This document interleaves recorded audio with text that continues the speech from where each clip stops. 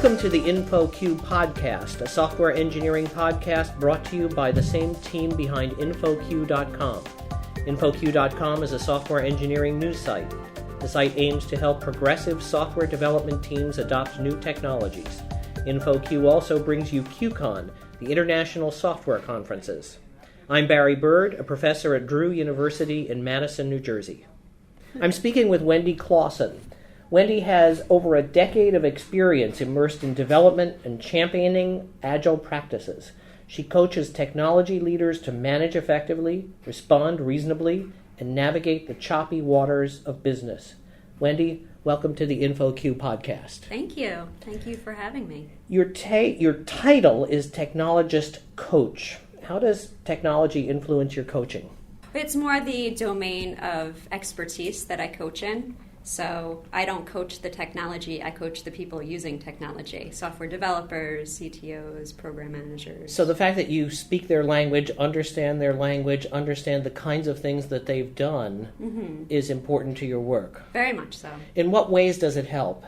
Well, it helps because software is a very abstract experience. Creating it, using it, it doesn't even really live in the physical world when you think about it. I mean, it's on hard drives, right? But it's just ones and zeros. And so it can be very difficult to communicate ideas about software, either the experience of using it or the creation of it, to people outside of the software world. We live in a world where people manage other people, and the people who are doing some of the managing don't have experience doing the kinds of things that the people that they manage do. It's a scary world. Is that a problem? Well, I think it's possible, and I've seen people in that position do their job well when you think of your job as a service leadership job. It's your job to facilitate. It's your job to trust. It's your job to understand what people are saying. Without the background, though, that trust is hard to keep around because a lot of things can get lost in translation. What brought you from technology to coaching? I was a software developer and a mom. I had a young baby and I was diagnosed with cancer. I did treatment for about a year, but statistics were not on my side. So I kind of retired my keyboard, replaced it with a yoga mat to try to figure out how to find health. And in doing that, I learned a lot of practices that actually I thought could really help software development.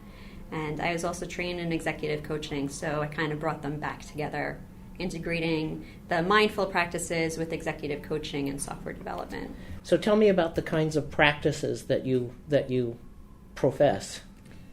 Me personally? Yes. For myself or for teams? For teams. For teams. Or both. Well, I'm like really hardcore into it because, well, my life depended on really adopting some of these practices.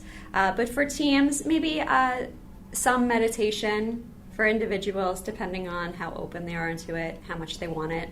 Nonviolent communication, I'm a big fan of. I think it really helps clear up communication, simplify. So those are the two big ones. I think that there's a lot to learn in the psychology of parenting and in understanding what impacts us as children, because we're like walking around, we're adults, we're cooked, and a lot of the junk that we're carrying around has to do with our childhood. So when you understand the kind of junk people pick up in their childhood, you can relate to them a little bit better. You see them in their adults. Do you find that managers or developers are open to hearing about such practices? Yeah, even more and more so as time goes on. I think we live in a world of a lot of overwhelm, and as software needs to be built faster, and like you said, there's people who just don't understand it asking for it, people are frustrated. We don't really get to necessarily work the way we want to work. We're not necessarily respected the way we should be respected. And there's a lot of challenges around trust, I find, between business and development. But I think of challenges around trust as stemming from the fact that business wants things done, they want it done now, they want it done cheaply. Sure. I'm wondering how things like mindful meditation, mindful work fit into the business mentality or fit into the traditional business mentality? Well, a mindful work, a lot of businesses are adopting it these days, like to add to the practice. But even a few minutes a day of meditation can help you be less reactive. So even if you are not the person on the end of saying what I call impending doom of we need it now or else the world's going to explode, you are not as triggered by that impending doom. So impending doom, in my opinion, should be met with a risk analysis. Like, okay, what's going on? What's at risk? What are the chances of it happening? And what kind of impact is it going to have on the business? So then I can speak to this person and understand why they're freaking out. And 90% of the time, their freak out calms down, because when you look at these facts, it's like, okay, the world's not exploding. I've lived in a world where the world is exploding, and most of the time in our lives, we're not in that world. Are there people who resist the kinds of things that you have to offer? Oh, yeah. And how do you deal with that? Not take it personally. You have to meet people where we are. There's this idea of the next adjacent path, which is I'm here in the circle over here, and I want to get to point B. And between A and B, there's many different blocks to go through, right? So I can't just jump to B. A lot of us try to jump to B, and then we usually fall on our face and sometimes end up even back before where we were. So you need to recognize where a person is and try to meet them where they are and just bring them up a notch. So let's try to invent here a typical scenario. I don't want to bust any confidential information about anybody, but what kind of a problem might an organization have? How would they approach you? How would you decide whether or not you wanted to work with them? And when you did decide to work with them, how would you try to sort out their problems? Who would you meet with? What kinds of things might you offer? So typically people come to me when their teams are pretty poorly performing. There could be conflicts. There's not a lot of happy faces. Sometimes people come before then, but usually it's like if you're going to get into mindful stuff, it's like you've tried everything else. Just like me when I got sick, it was like the Western side of the world wasn't giving me what I needed. So I needed to go out of my comfort zone. So the same thing. You have to be at the point where you're ready to get out of your comfort zone to take on some of these practices. And not all of them are like crazy. It's like, I'm not like, I don't go in there and I'm like, oh, like, come on, everyone, let's imagine the sun. And I've done that before, but usually it's a lot more subversive. Okay, in what way? Sometimes just having a calm presence, being present with the person in communication, asking them questions in a way that helps them discover something in themselves is all you really need to do. And that's like coaching one-on-one, like asking the right questions. But there's more than just asking the right questions. It's the experience of love, having someone talk to you and being able to share things and not be received in judgment. It's something we don't receive very often in our lives. Are there some teams that you find impossible to fix?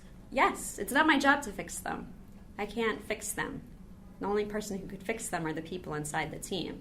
So are there some teams that you find do not fix themselves? Of course, yeah. We're comfortable being uncomfortable. The vast majority of people and teams want to remain in the state that they're in their comfort zone. So a lot of times you go in and people, they don't want to change. They don't want to see the things, and they're not interested, and that's okay. So I hate to assign percentages. I'd love to assign percentages. To what extent, what percentage can we assign to a team not functioning, in a typical team, to problems that are purely technical versus the kinds of problems that you would want to address head on with your techniques? I don't think those are mutually exclusive. Okay. I think the vast majority of problems we have, even if they seem technical in nature, have to do with outside experiences. Like, sure, maybe you have a team of junior developers who don't know what they're doing, and so they've created a lot of debt. But chances are you have a team of developers who do know what they're doing, and the debt got created for a reason, not because they don't want to do a good job.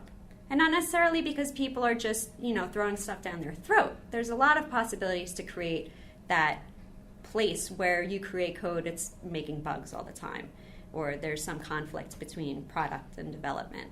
What about conflicts between people? Do you encounter that often? Yeah, people have conflicts. So, can you divulge those secrets? What are some of the most annoying things that people can do at work to be unproductive or help their team members be unproductive? Well, I think that attachment, of course. I remember when I first was starting to recover from treatment, and I was reading about all kinds of spiritual philosophies, and I was reading about Buddhism. And I was like, Buddhism is a lot like agile development, because it's in a way, agile development is hard because you're like a colony of ants. You kind of get rid of the I and you work as a team. You get rid of the ownership. And that, for me, was a hard transition personally, because I was like a cowboy coder in my early days, and I liked that. I liked going fast. I liked making my code. I liked it looking just right. And then opening to team ownership, you have to let so much of that go. You have to have trust that it's going to go the way it needs to go because everyone is trying to do the right thing. Do you miss coding? I don't know. That's a hard question. Coding was never a thing I would do without getting paid, even when I really loved doing it. I enjoyed doing it, but there was this attachment to money, which to me means it's not my higher destiny career. Right. Because it's not something that necessarily brings me joy, unless I'm creating a product that brings me joy. In that case, so it's about the product. To me, software is a tool. Programming is a tool. Like a pen is a tool. No one is back in the day, people wrote because no one else knew how to speak, right? Paper costs a lot of money. And so perhaps one day programmers won't exist either because it gets done. AI does it, or just everyone knows how to program. I don't know what it is. But right now, we're the experts in how to create software. One of the things you mentioned in the write-up for your talk here at QCon is algorithmic approach to communicating. Mm-hmm. Can you tell me something about that? Sure. So the algorithmic approach to communicating is not so much about sentence structure, although in the talk we're going to talk about word smells. We have code smells where we can see something's going on, it's not adhering to best practices. And so there's certain phrases we use in our language that also are putting a veil over reality. They're going to create miscommunication and conflict. And so you can change your wording, but the way we speak, we've been programmed to speak that way. We've been speaking this way our entire lives. So it doesn't just change overnight. I need to actually become conscious in my word. Every sentence needs to be a form of meditation in a way. But who has time to do that? Right. Yeah. So the algorithmic approach actually has more to do with, okay, how do we create new habits around our speaking so that we can stop saying these things and embrace these other ways of speaking?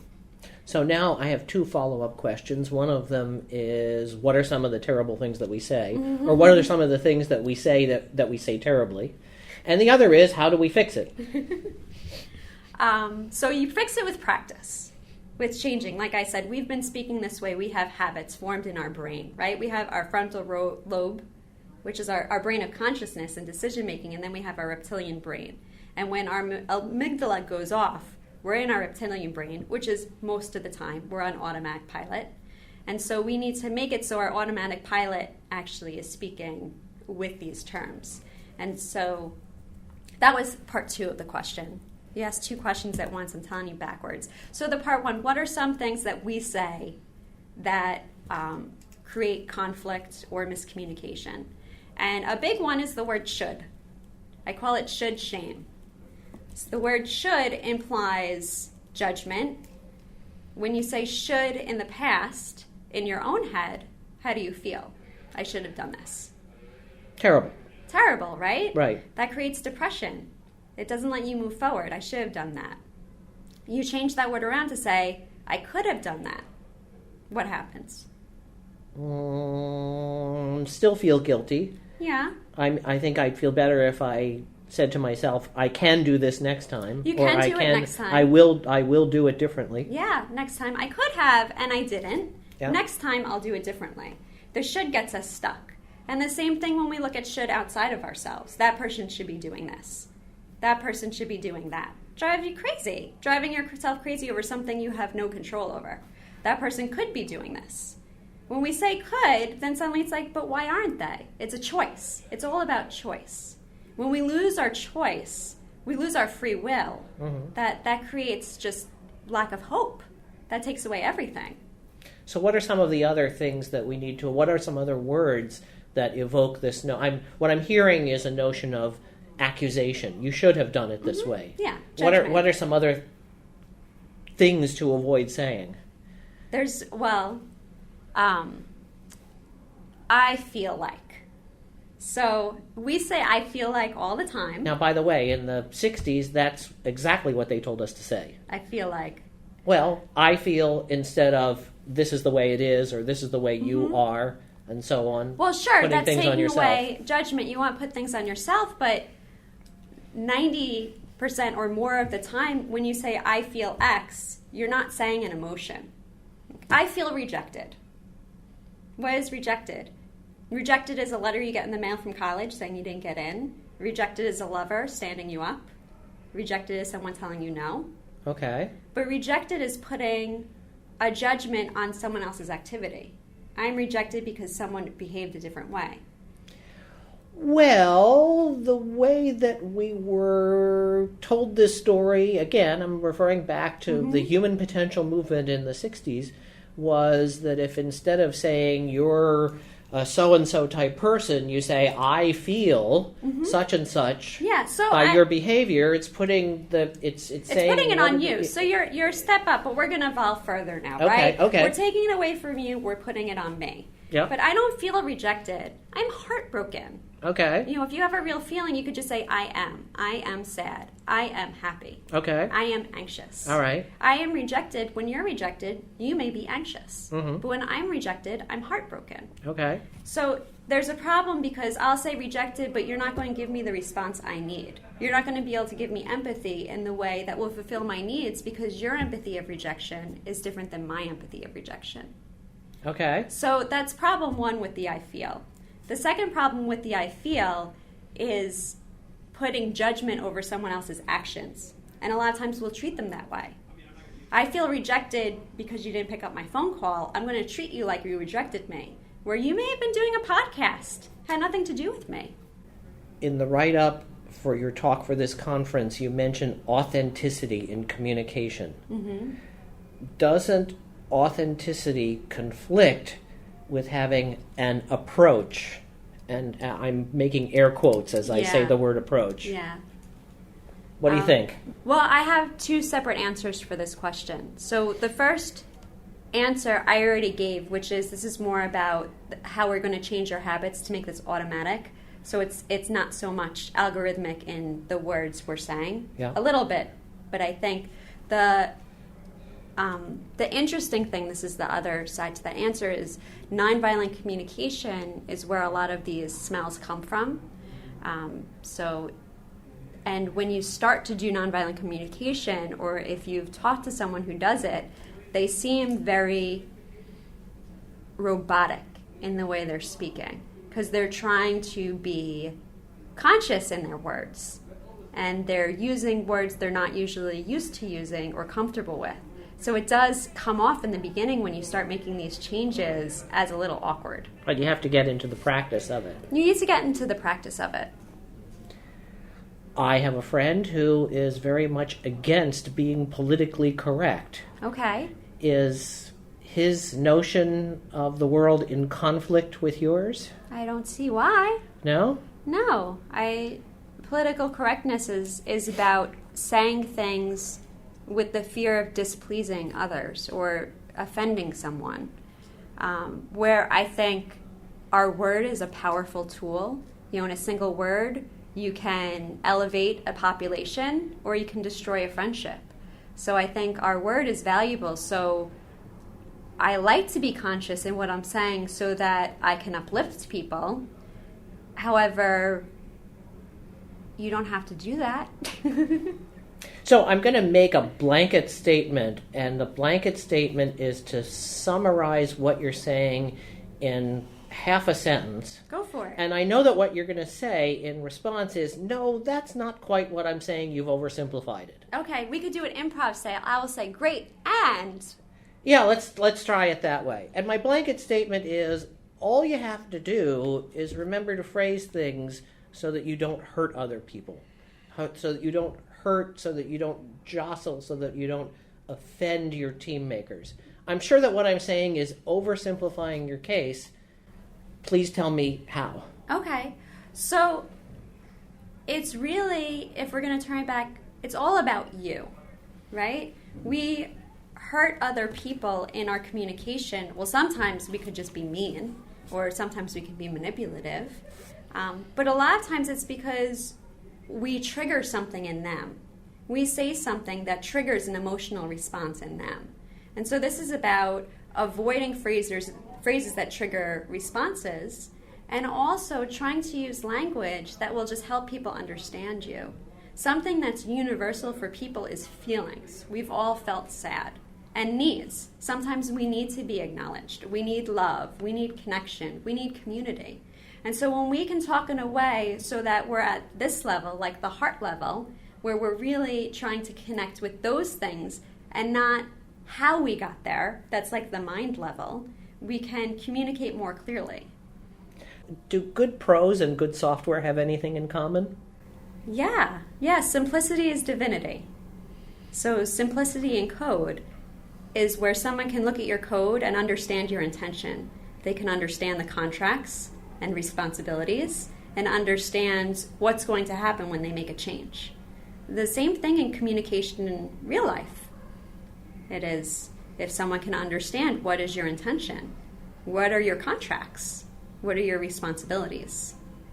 So when we can get to the simplicity of understanding someone else, that's where magic can happen. What are some of the kinds of things that people do to make their communication more complicated, less understandable? Well, any of these smells. Like as soon as you add judgment, as soon as you're adding layers on top of your underlying needs, feelings, and observations, you're adding your own stuff inside your head or inside your heart that no one can see.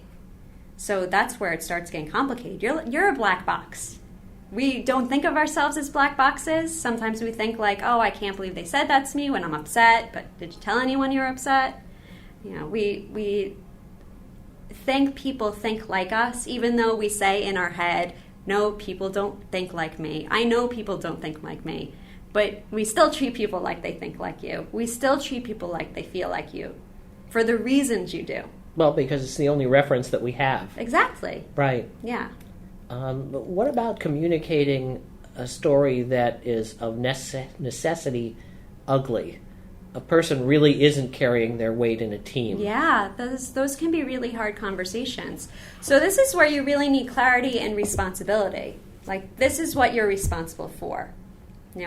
When you have retrospectives, frequent retrospectives, the sooner you have these conversations, the better. A lot of teams wait. They wait. They're like, okay, this person, they'll eventually come through. They'll eventually do what they're supposed to do.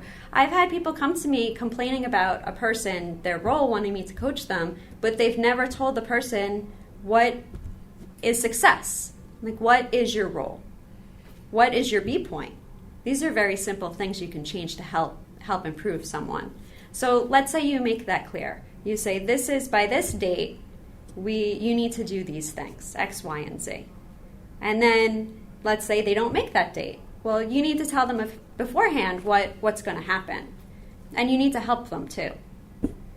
Does building software come into play here? I'm wondering if the advice that you're giving is good for any team, yes. Software or not software. Oh, of course, any team. But there must be some special things that you say to software teams. Well, because after all, you are heard more having done software yourself. Yeah. So software-specific like conversations or someone's under... Let's say you have someone and they're making buggy code. Let's say, okay, how about... Or Git, right? They're not putting comments on Git. Or they're not doing pull requests. Or they're not following practices. Whatever they're doing, they keep checking into the main branch. And it's something really simple, right? So you can say something that a lot of people do. They'll be like, here's our best practices. You're not following them. Follow them. And the person continues to not follow them. And they say, here are our best practices. Follow them. And the person continues not to practice, like not to do them. So there's a miscommunication here in that for whatever reason this person's not doing the practices. and the person telling them to is assuming it's because they just don't understand. You don't understand what the practices are. I'm going to tell you what they are again. But in reality, you have to figure out why. Like, what's keeping you from committing to a branch? And it may be something simple, like, I don't know how to make a branch. Can you help me make a branch? Sometimes people are embarrassed. They'd rather not follow standards and ask simple questions. Or it could be something like, I don't believe in branches. I'm not going to make a branch. In that case, you have a problem. You're a part of this team. This is the practices we do. This is what we've agreed on. This is our contract as a team. Having teams have contracts is very important. Like, these are the practices we follow. We do solid, right? We do test-driven development. We choose to do these things because we believe in them. And whenever anyone breaks that contract, you can make a conversation about it. That's not judgmental. It's an observation. Like, hey, you checked in code. It wasn't tested. What's going on? In a sense, it sounds as if dealing with the issues in a software team might even be more straightforward than dealing with issues in a team where the things that they have to do, the tasks that they have to perform, are less immediately measurable. I think a great deal of frustration with software teams comes from the art of software creation. Just disagreement on those core agreements. We do solid, we do test-driven development, we, style our code this way. No, and sometimes just not agreeing on those and not having the actual conversation around it. Sometimes we really like each other, so we want to stay on a team, but we can't agree on our foundation. We're always going to have problems. So how do you help those people? You say you help people let people go in that situation. You can't agree on the foundation and no one's willing to move. You got to break up. It's like a love relationship, right? Well, or else you try to make each person understand the other person's point of view and get them to meet halfway. Of course, yeah, but compromise isn't always the best thing. Compromise can work really well if meeting halfway, everyone believes in it, like a true win-win. But if it's like a and no one's really feeling passionate about it, that's not going to create the best code. Are there different ways that we can communicate most effectively for different platforms? Face-to-face versus phone versus email versus social media? Do each of those platforms have their own special pitfalls? Well, I think as you go up the scale of being further away from the person, your chances of miscommunication increase. So if you have something to share that you think could be misinterpreted, try to make it as close to in person as possible. And in the case that it can't be in person, be very careful with your wording. Start with small bits and then, have a call and response kind of experience of seeing, is this person really connecting? Does technology in the electronic age spoil our communicating? No, I think it creates a lot of awesomeness in communicating. It creates the ability for you to, teams to work across the globe. I can talk to my grandparents, they can see their grandkid, and they're in Florida, they can't travel anymore. It creates a lot of wonderful, beautiful gifts. At the same time, it creates a lot of overwhelm. It creates the ability to send a message that thousands of people can hear and misinterpret. It creates the experience that things can be done right now because you can call someone or send them an email or have a text. So we need to have moderation and consciousness in the way we apply these tools. But it also cuts off our one-to-one face-to-face communication with people in a way that some people miss. Oh, yeah. And this notion that you can read a sentence that someone else wrote halfway across the globe and easily misinterpret it could be problematic for the working of teams, especially when a team is distributed around the world. It's problematic all the time, definitely. And that problem is really just teams are dysfunctional in person. And then just multiply that exponentially as they get further apart in culture, in time zone. Are there cultural problems with communications among developers in various parts of the globe? Yeah, that's a whole different talk. I'm not the expert on that one. Okay. But your culture, we're conditioned by our culture. We believe certain things. If you grew up in Paris and you see a woman topless on the beach, that's normal. But you're in America and you see that, and people are going to be pissed or not pissed, but it has a very different experience. Right, but even in a technical setting, a technical the way setting. people work in different. If you talk to people in India, they're a lot more they don't understand certain types of humor we use, or they follow directions in a different way. And this is true for any culture. How important is self-confidence in being an effective communicator? Well, I think that a big part of self-confidence comes from authenticity. And when we're confident, we are more likely to be authentic because we're not scared to tell the truth. And so our communication becomes more powerful. And there are people who break this rule who are very confident and don't speak the truth. They're just confident.